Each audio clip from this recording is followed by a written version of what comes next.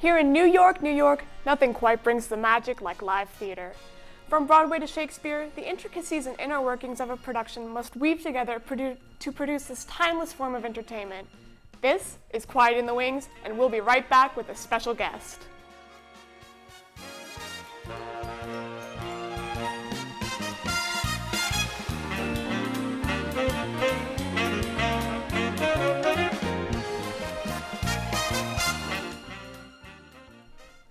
Welcome back to Quiet in the Wings. I'm your host, Flora Gilly, and I'm here to introduce our very own special guest, Chuck Ragsdale.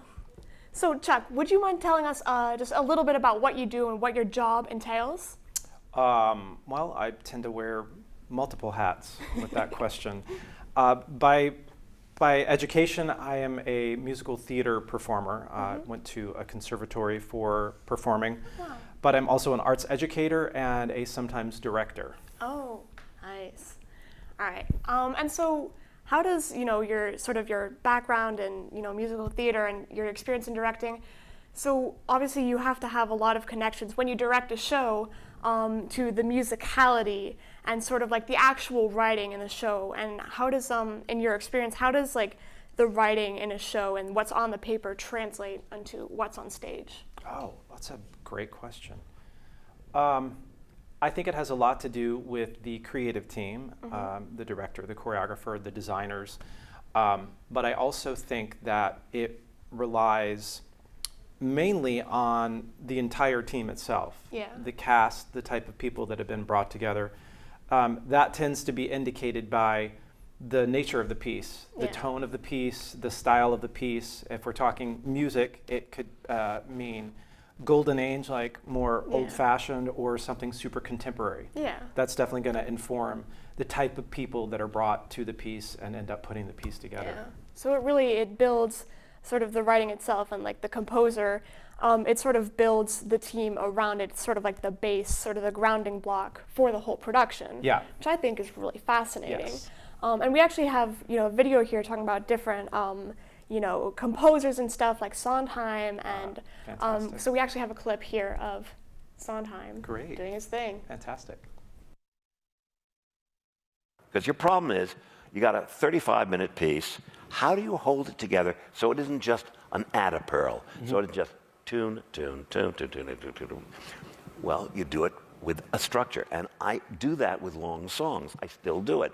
I structure the long line before I start filling in everything. But when you're writing something like Sweeney Todd, where the characters' little cells, they're going to collide, so you start melding them together. So eventually, when you get to the big moments, there is a sense of structure because you've been using the material that you've been setting up all the way through.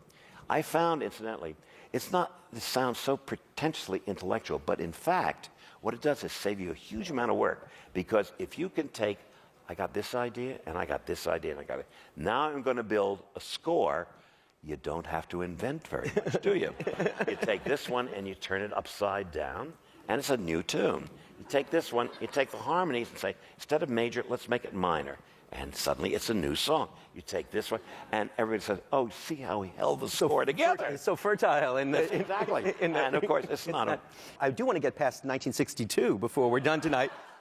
All right, so obviously that was the one, the only Stephen Sondheim, one of the, I think the most renowned powerhouses of the musical theater industry. He made stuff like Into the Woods and just all of this simply amazing stuff. And, it was watching him direct was like, oh my goodness, because his directing his shows, I don't know if you've ever seen, original Sondheim show, but they're just pure genius. I have, yes. I've done a few over my career. When I was your age, and into my adult career as well. I've done several pieces of his, and I would use the term master.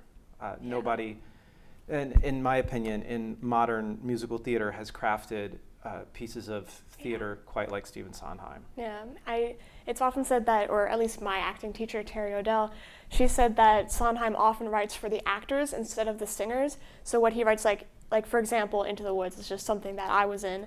And he writes very on the beat and very like characterized, where someone like, Andrew Lloyd Webber, for example, with Phantom of the Opera and all that, he, for the singers, and it's like they're very focused on singing. And then I think something that's just amazing about Sondheim is that he writes for the actors and for the characters, and it's all extremely characterized. Absolutely, and not just in the score, not just what he creates, but he tends to collaborate with artists who understand a very strong and dense vision of what is being created together. Oftentimes it's based on existing properties, as in books or novels. A few times it's completely original. And that, I think, is the most pure representation of what can actually be achieved in modern musical theater. And I say modern even though he's still no longer with us. But as far as creating a foundation, an absolute bedrock of contemporary musical theater, nobody has done it quite like him. No, he really was a huge milestone in just like musical theater. It's just like extremely monumental what he did just for the, in just the writing and also for the productions as a whole. It introduced a new concept, which sort of can bring us to another topic in making a production. Is not only is the writing important, but also casting. It's like sort of an art in and of itself, being able to choose the right people who, are like, because they haven't done the show yet, they haven't worked on the material yet, so you have to recognize potential and being able to translate that onto the stage. And so with I know you've directed a few things, so what's your experience with like casting, and how are you able to choose those people? One of my first, I'll call it side hustles in New York, when I first moved to the city, one of my side gigs as an auditioning and sometimes working actor was working for a casting office. And this casting office is still very much in place in the city, and one of the top casting offices for theater and some film. And the work that is put in by offices like that many times goes completely underappreciated because of the sheer amount that's required by the casting office. You have to facilitate the client base. You have to find these actors. You have to create relationships with these actors. You have to understand what these actors are capable of producing as an artist. Then you have to meet them, pair them with these creative teams, bring them into these projects. Sometimes these are existing projects of pieces that have been done before, if it's a revival. Sometimes these are brand new pieces that no one has any information on. You're setting a precedent there. Absolutely. So casting is essential in the process. And like I just said, the casting agents themselves are shouldered with such a Herculean amount of work to get these projects on their feet, to bring these actors into the room, in front of the directors, in front of the producers, in front of the choreographers, in front of the music team. It takes a lot. So it's a big deal. It's probably one of the most like important executive decisions that goes into the making of the production. There's everything else, but then if you don't have the right cast, like you can have a wonderful show, like a Sondheim show, but if you don't have the right cast, then it could just not quite click. It's literally the face of your show. It is. This is what people are seeing. Yeah. I think we actually have a video clip here, which further will detail the intricacies of casting a show. A casting director on Broadway is first hired by mostly a director or a producer, depending on who is the lead on that project.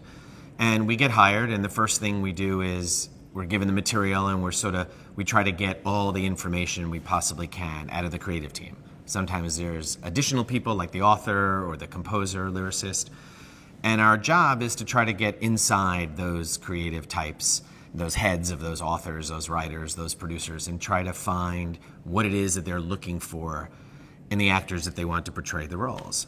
And then what we have to do is go ahead and cast. A casting director is responsible for introducing, finding, and showing the creative team the actors that they can choose to be part of their project. You know, one of the great things about casting is getting to work with all the different creative team members, and you know, the main one being the director. Our job, and what I look forward to most, is collaborating with them and trying to get inside his or her head to try to figure out what they were imagining for this person, you know, this kind of actor. And whether it's an essence of, or a quality, or a certain kind of craft. And then, you know, you put on your detective hat, and you have to go out and find those possible people that he or she would choose. Right, so he actually makes a really good point there, you know, talking about bringing in the director and stuff, and that even though the cast is like the face of the show, it is also really important with how the cast is able to interact with all the other creative team in the show. So like, I don't know, what in your experience, like to what extent is like everyone else involved with the picking of the actors? Well, first of all, that was Bernie Telsey, who's from one of the top casting offices in the city. Wow. And having been personally cast by him, he has very good taste. He knows what he's doing.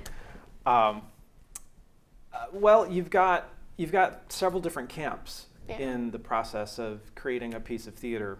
You have the music team, you have the design team, you have the director and the choreographer. You have producers that many times have quite a voice in who gets cast and who doesn't.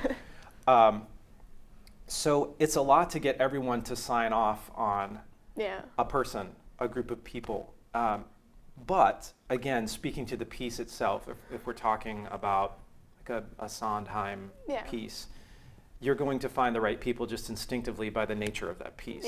So that's part of the beauty of doing this for me, for doing musical theater and performing, is the assemblage of the right type of people, bringing those people together and creating that piece in a artistically collaborative atmosphere. I love that. Yeah, it does tie back into that, the writing being sort of the bedrock, the foundation of that, and then sort of how everything else gravitates toward that. Yeah. So I think that's really, all right, so I think we have, all right, so we've got writing, we've got casting, and there's still so many different parts of the production, including, so there's an image that we have for casting. This is actually taken from the musical, Theater the camp. movie Theater Camp, which I Yes. was actually in. Oh, congratulations. Thank you very much. But that's sort of, it was a parody, you know, the whole show was very funny. But they were trying to cast, and it was very funny watching them, you know, but it also spoke to some truth about, you know, they were discussing different kind of like archetypes of like characters and like finding the right actors that would be able to fit those archetypes. And are there any like I bet there's like some archetypes that are particularly difficult to cast. Like, do you have any like experience with like really difficult things to cast? I think villains can be kind of hard. Yeah. If we're talking generic archetypes, I think villains can be kind of hard, especially in modern pieces of theater that tend to have not so much villains, but anti-heroes. Yeah, or morally gray. Yes, exactly. Because many times you have to find somebody who can convince you to like them long enough to come on board, and then corrupt everything about the piece that they're in. That takes a very specific kind of actor. Yeah. Leading men and women hero types, dime a dozen. Also not as interesting. Yeah, I think it really takes a certain kind of genius to be able to play that. And speaking of genius, we'll be right back with some more after this break. This is our guest, Chuck Ragsdale. Don't go away. We'll be right back with Quiet in the Wings.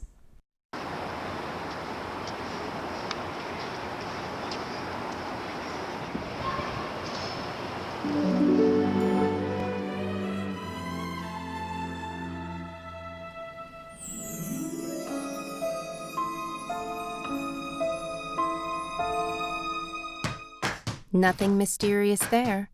These are captions. Open captions are the on-screen display of a movie's dialogue, speakers' names, and sounds. Theaters in New York City are now required to show some of their movies with open captions. To learn more, visit nyc.gov/captions. All right, welcome back to Quiet in the Wings. I'm your host, Flora Gilly, and I'm here with my guest, Chuck Ragsdale. And jumping right back into what we were talking about just now, casting, there's actually a lot more elements than, just, the talent's ability to perform music, but there's also their ability to perform choreography, which is a very demanding job physically, and it takes years and years of training.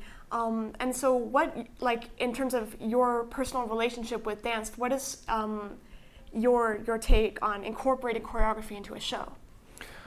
Well, let's be clear. My relationship with dance is from a distance. I would never consider myself a dancer. When I was younger, I had to do much more of it than I do now, thankfully. But I went to a school where dance was a huge part of the program. Thankfully, I've sort of found my way through the business without having to dance my booty off. But I've also been lucky in having pieces that can either work around that deficiency. I won't say deficiency, I'll say special skill. I've been lucky to be involved with pieces that work well with that. But I've also been in pieces that have massive amounts of dancing in them. And I tell my students, because I went to a program that had a lot of dance in it, and I currently teach here in Warwick at Warwick Center for Performing Arts that has a huge element of dance in its training. Start with the movement from a young age. Get that in your body. Train your body to understand the vocabulary of a dance, even just from a basic level, from a ballet basic level, just getting yourself in tune to how your body moves. And as you get older, taking things like Alexander technique, Pilates, yoga, anything that moves your body and allows you a vocabulary to understand makes a huge difference. All right, and I think given its importance, we actually have a video here on choreography giving us a sort of behind the scenes look at what choreography looks like. 1, 2, bum, bum, bum, bum, bum. 1, 2, 3, 4, 5, 6, 7. I knew that the show needed to dance. I didn't know what the style of dance should be. I knew that the world was going to be a different world and a world that we've never experienced before. And I knew that anything that I did would have to be a little bit strange.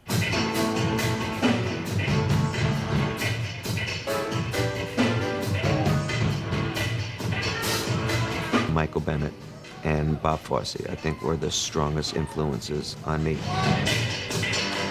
Michael Bennett was a genius with choreographing the whole stage, just moving it around and making the whole thing dance.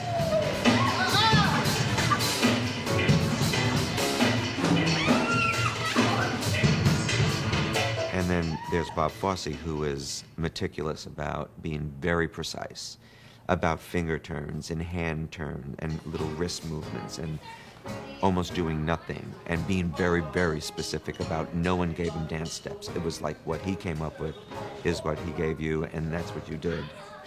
Yes, it's built on classical dance, modern dance, contemporary dance. It's all of that stuff.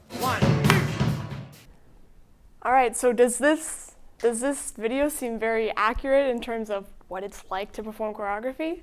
Absolutely. And I'm 100% going to shout out, my husband was seated at the piano in that video. That was rehearsal footage from the beginnings of Wicked 20 years ago. And he was in that room working with those people. Oh my goodness. That is a very fair representation of how the physical landscape of a show is created. Absolutely. Yeah, and you mentioned a lot about different choreographers, like influential ones like Bob Fosse, Yep. for example, is one of my personal favorites. Classic. And how all those different choreographers and their techniques sort of come together to produce this it seemed like a very meticulous sort of just this amazing dance that comes together on stage. Well, we saw in that clip specifically how that group of dancers were understanding a very specific physical vocabulary that was being introduced to them by the choreographer and his team. Not everybody can do that. Yeah.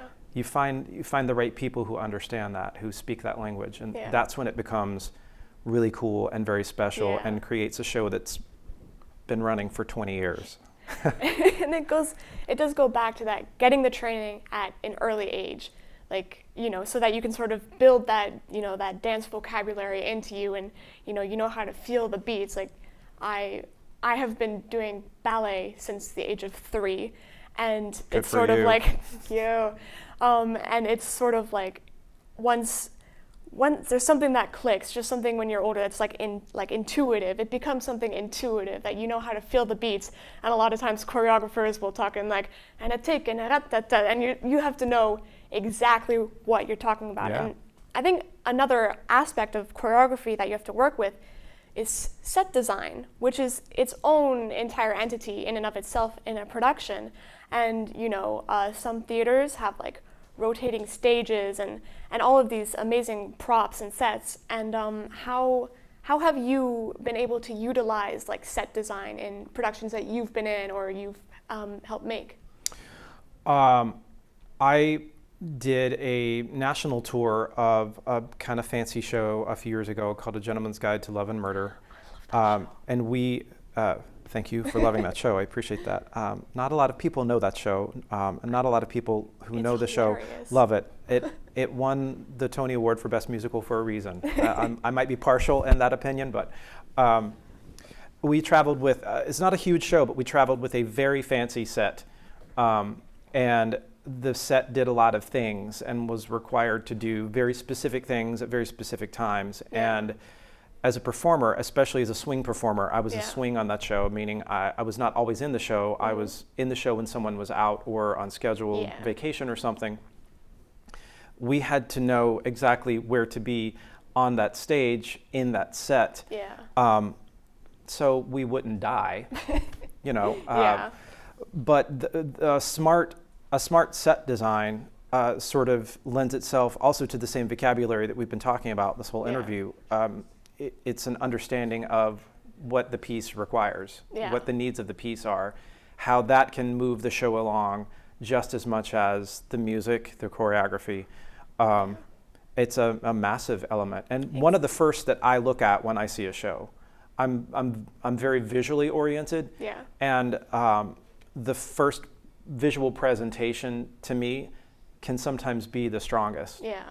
And we've got specific examples. Like I think here we have a video clip of actually the amazing set design of Hamilton, the musical, which it just gives this amazing inside look.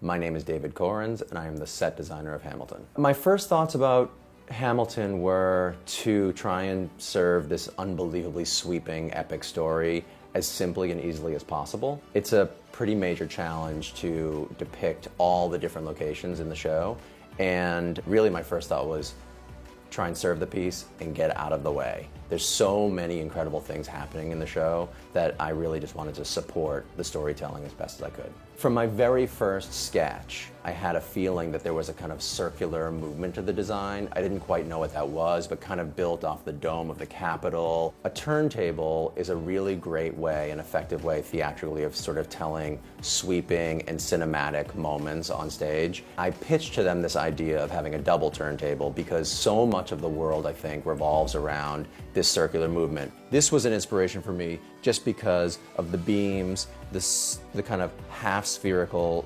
feeling of the architecture, and in general the feeling of looking through and being able to see how something was made and created. The coils of rope around, again, were indicative of and reminiscent of shipbuilding methodologies, and the framework and all of the different things that you see here are things that you would see in a boat, and that they also are the creating of a scaffolding for which the country is going to be created from. There's a lot at work there with like the joints of the wood and the way we put the set together. That entire scaffolding that you see around the set is actually built in the very same way that the ships were built at the time. And so we tried to create a space that was literally that, a building of a scaffolding that our country could be built from. We're not showing on stage the country being built, we're showing the structure that helps support the making of the country. Yeah, so I think that's really amazing how you're able to take in all these different elements and put them together into one, big rotating stage. And I think we do actually have an image of the Hamilton rotating stage with the set design. And I actually know, it's a fact that I know, how the choreography is able to be incorporated into that with the rotating stage, and how there is, like Hamilton thought always goes in like circular movements, and other characters walk in straight lines, and it's really fascinating when you look at it. And of course there's these fancy complicated sets, and then there's also minimalist ones that are able to pull the attention to the actors and force the audience to utilize their imagination much more. Yeah. But we'll be right back after this short break. Don't go away. This is Quiet in the Wings.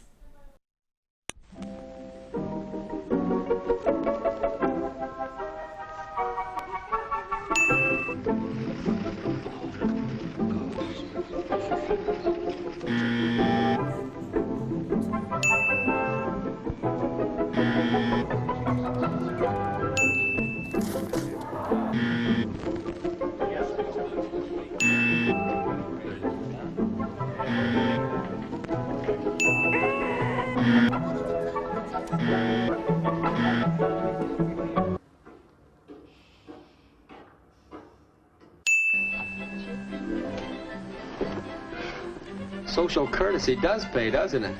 Thanks.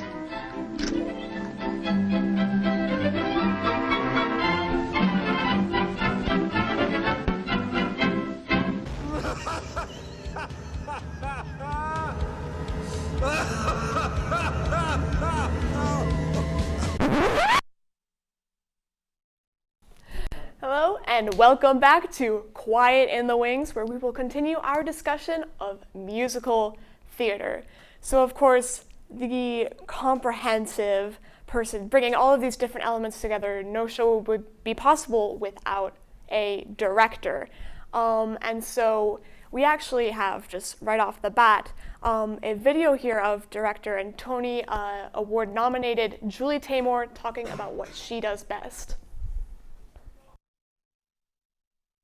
We are there, if it's an original musical or an original play, before it's even written, we may be there conceiving. As I can talk from my point of view, a director has to help the author, the writers, the composers, the lyricists, to conceive of how the whole thing is going to be put on stage. You're telling the story through language, through music, through dance, and through imagery. And all of those are equal parts in a musical. Not one is more important than the other. Generally, a director is choosing the scenic designer, choosing the costume designer, choosing the lighting designer, and all the team. The director is sort of the artistic producer. Guiding the artistic choices is what a director does. He or she really has to be there every step of the way, being able to, almost a master editor, be able to say, okay, this stays in, this goes out, this works. No, we have too many songs in the first half, now we need to balance. It's a team effort. The director is not, it's not that the director is a dictator and a monolithic kind of character. It's all about collaboration and balancing. But the director is the guide and the leader and has to really take it in a direction that everybody hopefully is joyously following. And then it comes out like The Lion King. All right, so given all of the amazing information sort of given in that video about the truths of, directing and how it really is just a comprehensive, it's not above anyone else, what, in your experience having directed shows, how does that apply to how you've done it? Well, what Julie said was absolutely true, but there's also a sense of trusting the work, trusting the piece, meaning the story, the music, the score, and understanding that the people who have been brought together are going to be able to translate that story together. Yeah, it really is a feat of just bringing a show together, and it's really what wraps all of this together. Obviously, there's a lot that goes into a production on stage and off. Live theater is a wonderful and thrilling blend of hard work, passion, and dedication from many different kinds of people.